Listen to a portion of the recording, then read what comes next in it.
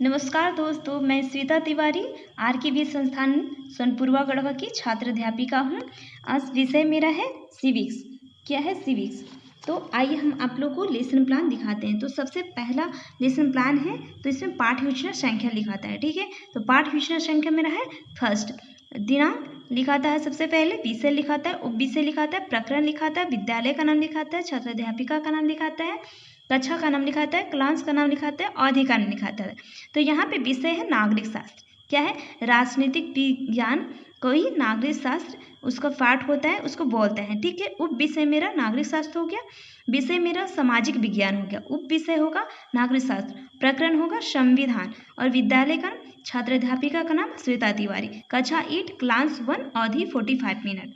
तो आइए सबसे पहले हम लेसन प्लान में क्या टॉपिक लिखते हैं। तो सबसे पहले हम ये प्रकरण लिखते हैं। प्रकरण में आज है मेरा संविधान।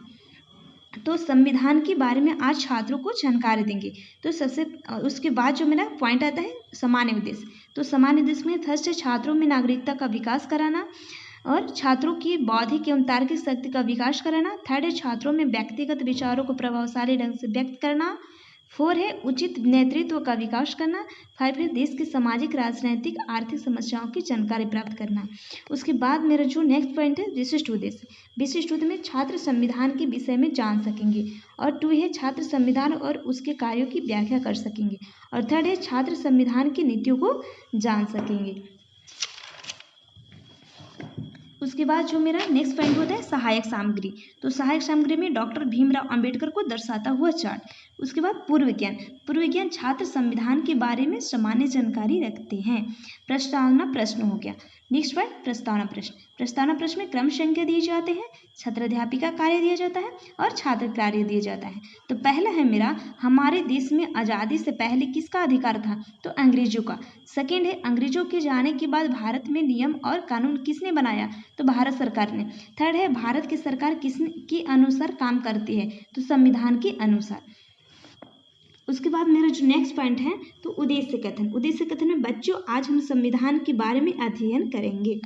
नेक्स्ट पॉइंट है मेरा प्रस्तुतिकरण। तो प्रस्तुतिकरण में है क्रम संख्या लिखाता है, शिक्षण बिंदु लिखाता है, छात्र अध्यापिका क्रियाएं लिखाते हैं, छात्र क्रियाएं लिखाते हैं, और शिक्षण विधि और सामग्री लिखाता है। तो संविधान फर्स्ट मेरा संविधान। तो संविधान हमारा देश भारत 15 अगस्त 1947 को स्वतंत्र हुआ।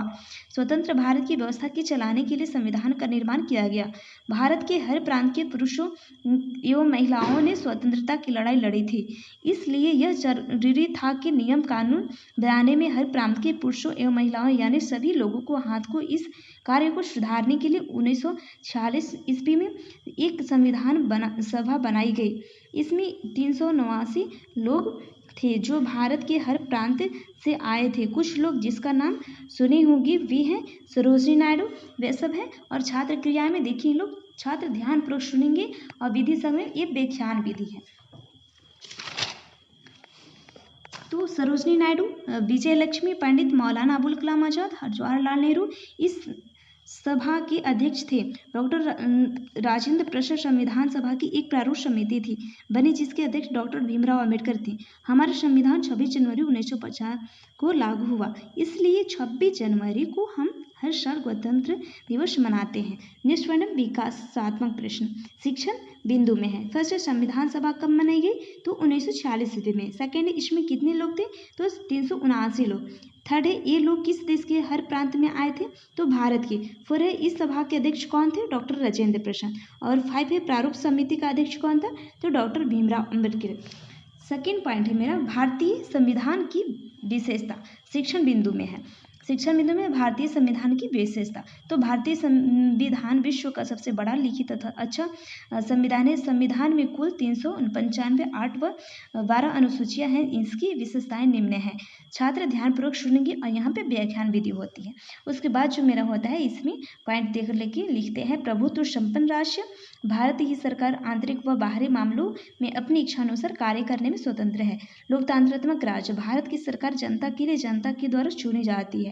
पंथ निरपेक्ष राज्य किसी विशेष धर्म को राजधर्म के रूप में मान्यता नहीं देगा, सभी धर्मों को समान करेगा। और समाजवाद में यहाँ समाजवाद का अर्थ है सरकार लोगों की आर्थिक स्थिति में समानता लाएगी।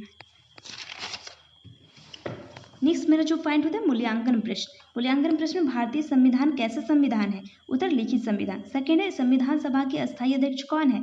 उत्तर है डॉक्टर राजेंद्र प्रसाद। और थर्ड है हमारा संविधान कब बना? उत्तर 1946 ईस्वी में। फोर है हमारा संविधान का लागू कब हुआ? तो उत्तर 26 जनवरी 1950 ईस्वी में लागू हुआ था। संविधान में कुल कितनी अनुसूची थी? तो उत्तर 8 अनुसूची। 6 क्वेश्चन है वर्तमान में कुल कितनी अनुसूचियां हैं? तो 12। संविधान सभा की प्रारूप समिति के अध्यक्ष कौन है? तो उत्तर डॉक्टर भीमराव अंबेडकर। नेक्स्ट जो मेरा पॉइंट है विकासात्मक प्रश्न, ये मेरा शिक्षण नहीं विकासात्मक प्रश्न। विकासात्मक प्रश्न में प्रश्न है भारतीय संविधान विश्व का कैसा संविधान है? उत्तर सबसे बड़ा एवं लिखित संविधान है। प्रश्न है क्या इसमें आवश्यकता पड़ने पर संशोधन या परिवर्तन किया जा सकता है? तो हाँ, किया जा सकता है। प्रश्न है मूल संविधान में कुल कितने अनुच्छेद हैं? तो 395। प्रश्न है संविधान में कुल कितनी अनुसूचियां हैं? तो 8। प्रश्न है वर्तमान में अनुसूचियां को संख्या बढ़कर कितनी हो गई है? तो 12।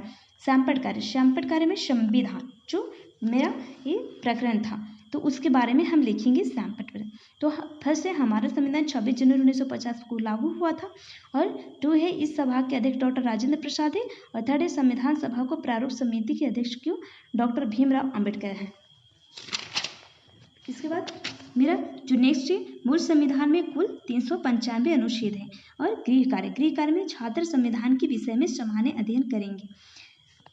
और एट द लास्ट पॉइंट होता है छात्र अध्यापिका का हस्ताक्षर, पर्यवेक्षक के हस्ताक्षर, निरीक्षक के हस्ताक्षर, छात्र अध्यापिका का हस्ताक्षर होगा श्वेता तिवारी।